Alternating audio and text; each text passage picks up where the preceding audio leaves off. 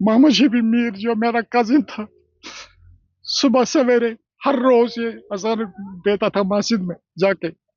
आज भी तवक्का के मुताबिक वो 6:05 मस्जिद में दाखिल हो गए, अजान देने लगे। तो मैं घर में बैठा था, कुरान शरीफ की तिलावत कर रहा था इस दौरान। तो जब अजान शुरू हो गई तो मैंने कुरान शरीफ को बंद किया, तो कुरान इस अजान का जवाब देने लगा। इसी तरह से अजान चलते चलते अशहदु अन्ना मुहम्मद रसूलुल्लाह सल्लल्लाहु अलैहि वसल्लम पढ़ के दूसरा इसने कलमा अदा नहीं किया।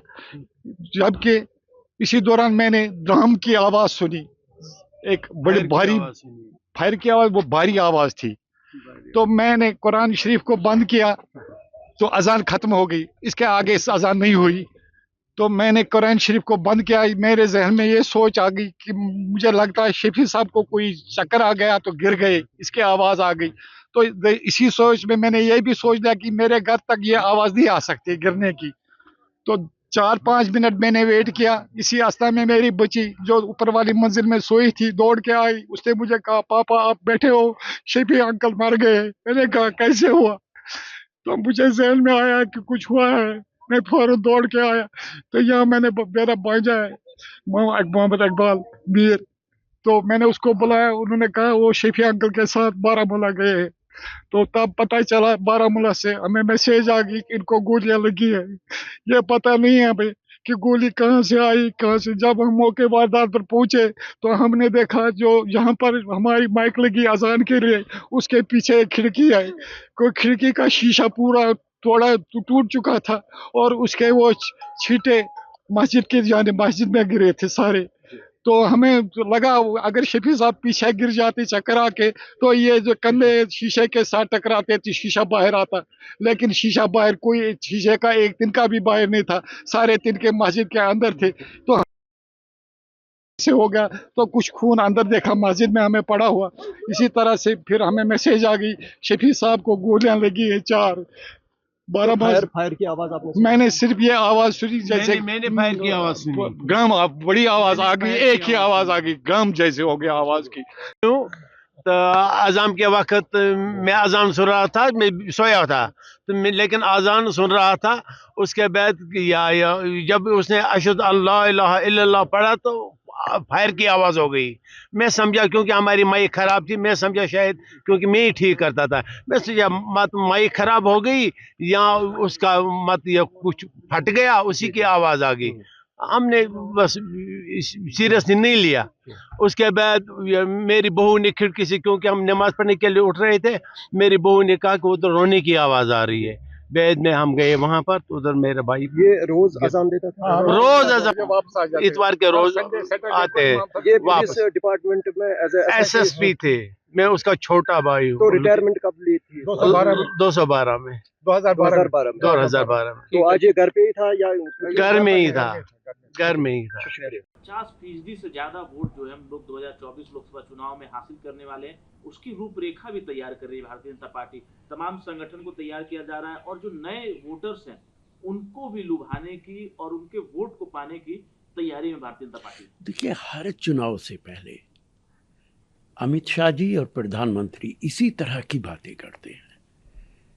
उनको 35-37% से ज़्यादा वोट कभी इस देश के अंदर नहीं पड़ा बीजेपी को। पूरे एनडीए को 40% से कम वोट पड़ा है। तो आज 50% कहाँ से आ जाएगा? 10 साल के अंदर बेरोजगारी बढ़ी है, महंगाई बढ़ी है, आर्थिक स्थिति देश की खराब हुई है। किस बुनियाद पे 50% वोट उनको मिलेगा? वो सिर्फ बयान है। अमित शाह जी कह चुके हैं कि प्रधानमंत्री की बहुत सारी बातें सिर्फ जुमला होती। सर, डीएमके आप लोग के अलायंस का पार्टनर हो, लगातार डीएमके जिस तरीके से हमलावर है यूपी बिहार को लेकर, कहा जा रहा है कि हिंदी सीखने वाले जो लोग हैं आते हैं यहाँ पर टॉयलेट साफ करते हैं और कंस्ट्रक्शन का काम करते हैं, डीएमके के सांसद इस तरह का बयान देना कितना उचित है? देखिए, ये दुर्भाग्यपूर्ण है। देश एक है, तमिलनाडु भारत का हिस्सा है। अगर किसी भी इलाके के बारे में ऐसी बात कही जाएगी तो वो निंदनीय होगी और देश को तोड़ने वाली राजनीति होगी। कह रही है कि जिस तरीके से नॉर्थ और साउथ का डिवीजन करने की कोशिश की जा रही है, उसी के कड़ी में डीएमके के जो सांसद हैं इस तरह का बयान देते हैं। अब बीजेपी कह रही है कि नीतीश कुमार स्पष्ट करें कि इस पर उनकी क्या राय है। देखिए, बीजेपी को अपना घर देखना चाहिए। इस देश के अंदर अगर कोई एक एमपी या एक नेता कुछ बोलता है, इसका मतलब ये हरगिज नहीं होता कि पूरी पार्टी वो कह रही है। बीजेपी के नेता तो क्या क्या बोलते हैं। क्या साध्वी प्रियज्ञा जो बोलती है वो बीजेपी की विचारधारा है? क्या गिरिराज सिंह जो बोलते हैं वो बीजेपी की विचारधारा है? उनके नेता भी अजीबोगरीब बयानात देते रहते हैं। जिस तरीके से पिछले दिनों संसद से तमाम विपक्ष के सांसदों को सस्पेंड किया गया, अब जो उपराष्ट्रपति उन्होंने खत लिखा है आपके नेता मल्लिकार्जुन खड़गे को और कहा है 25 दिसंबर को इस पर वार्ता की जा सकती है, मीटिंग की जा सकती है, पर उन्होंने ये भी कहा कि जो विपक्ष के जो सांसद थे उनकी रवैया ठीक नहीं था, इसलिए कार्रवाई की गई। देखिए, उन्होंने जो चिट्ठी लिखी है वो मुझे नहीं मालूम है, लेकिन दुनिया के इतिहास में किसी देश के अंदर ऐसा नहीं हुआ कि 150 पार्लियामेंट के मेंबर्स को पार्लियामेंट से बाहर का दरवाज़ा दिखा दिया जाए और जो कानून चाहें वो कानून बगैर डिस्कशन के आप पास करते चले जाएं। क्या ये लोकतंत्र है? ये तो तानाशाही है। और अब भारत के अंदर मैं सिर्फ इतना कह सकता हूं कि लोकतांत्रिक मर्यादाएं ख़त्म हो चुकी हैं। ये तानाशाही हुकूमत है। की पार्टी में एक मेजर रीसफल किया गया है जिसमें सचिन पायलट को छत्तीसगढ़ की जिम्मेदारी दी गई है। प्रियंका गांधी को हालांकि मुक्त कर दिया गया, उत्तर प्रदेश से वो जनरल सेक्रेटरी हैं, और कई सारे बड़े बदलाव किए गए। क्या इसका असर पड़ेगा 2024 के लोकसभा? देखिए, कांग्रेस पार्टी के नए इलेक्टेड प्रेसिडेंट हैं खड़गे साहब, और ये उनका हक है कि वो अपनी मर्जी के हिसाब से नई कमेटी बनाएं, नए महामंत्री बनाएं, नए इंचार्ज बनाएं। ये उनका इख्तियार है। हालांकि अमित मालवीय हैं, वो ट्वीट कर रहे हैं और लिख रहे हैं कि प्रियंका गांधी को फिर भी जनरल सेक्रेटरी बनाया गया, उत्तर प्रदेश में उन्होंने कुछ भी बड़ा हासिल नहीं किया, उसके बावजूद भी उनको प्रमोट किया गया। इससे दर्शाता है कि ये परिवार की ही पार्टी और गांधी परिवार ही ताकतवर है। देखिए, प्रियंका गांधी ने कर्नाटका के अंदर, राजस्थान, मध्य प्रदेश, छत्तीसगढ़ के अंदर कैंपेन किया ज़बरदस्त। कम से कम हिमाचल प्रदेश और कर्नाटका में उनका बड़ा कंट्रीब्यूशन रहा है। लेकिन बीजेपी की तो आदत है, वो इस तरीके के बयानात देते रहते हैं। राहुल गांधी कह रहे हैं कि देश में बेरोजगारी है और अर्थव्यवस्था के मामले में देखें तो चुनिंदा लोगों के पास ही जो है लगातार आर्थिक स्थिति उनकी सुधर रही है और किसी एक ग्रुप के पास। देखिए, 10 साल के अंदर देश में पैसे वाला और ज़्यादा पैसे वाला हुआ, गरीब आदमी और गरीब हुआ है। खुद भारतीय जनता पार्टी की सरकार का ये कहना कि 80 करोड़ लोगों को हम मुफ्त राशन देंगे, इस बात का सबूत है कि देश के अंदर गरीबी बढ़ी है। शरद पवार आपके साथी हैं, पर वो अडानी का लगातार तारीफ कर रहे हैं। वो कह रहे हैं कि टेक्नोलॉजी सेंटर का जो निर्माण किया जा रहा है बारामती में, ये एक अच्छा कदम है। अडानी की लगातार वो तारीफ करते हैं, राहुल गांधी उनका मुखालफत करते हैं। देखिए, शरद पवार जी की अपनी पार्टी है, शरद पवार जी के अपने विचार हैं, इसलिए इस पे टिप्पणी करना उचित नहीं है। राहुल गांधी के अपने विचार हैं और राहुल गांधी अडानी के खिलाफ लगातार लड़ाई लड़ रहे हैं। लेकिन इसका ये मतलब नहीं है कि जो एलाइज हैं वो भी वही ज़बान बोलें जो कांग्रेस पार्टी बोलती है।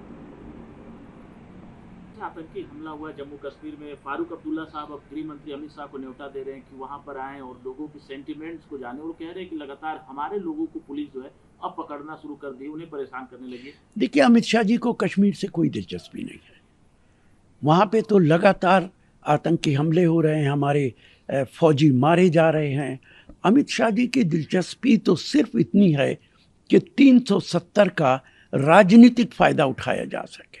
उनको न कश्मीर से कोई वास्ता है, न कश्मीर के लोगों के जज्बात से कोई वास्ता है। पहलवानों से जुड़ा हुआ एक मसला है सर, जिस तरीके से संजय सिंह जीत कर आए, अब वो कह रहे हैं कि अगर मेरी दोस्ती अगर ब्रिजभूषण शरण सिंह से है तो इससे मेरी गलती क्या है। और जो पहलवान अगर राजनीति करना चाहते हैं खुलकर राजनीति के मंच पर आए, अखाड़ा छोड़े और राजनीति करें।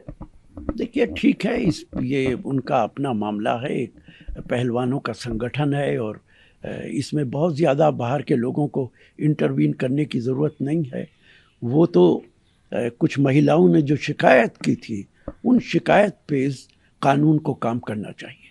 एक मसला आपके प्रदेश उत्तर प्रदेश से जुड़ा हुआ है। जिस तरीके से गठबंधन की लगातार बात हो रही है, अजय राय आपके प्रदेश अध्यक्ष, उन्होंने बसपा को भी निमंत्रण दिया, मायावती को लगातार कह रहे हैं कि वो अलायंस में रिज्वाइन करें, पर समाजवादी पार्टी की तरफ से लगातार मायावती का विरोध और एतराज जताया। देखिए, किसके साथ अलायंस होगा, किसके साथ नहीं होगा, इसका फैसला कांग्रेस पार्टी की लीडरशिप करेगी।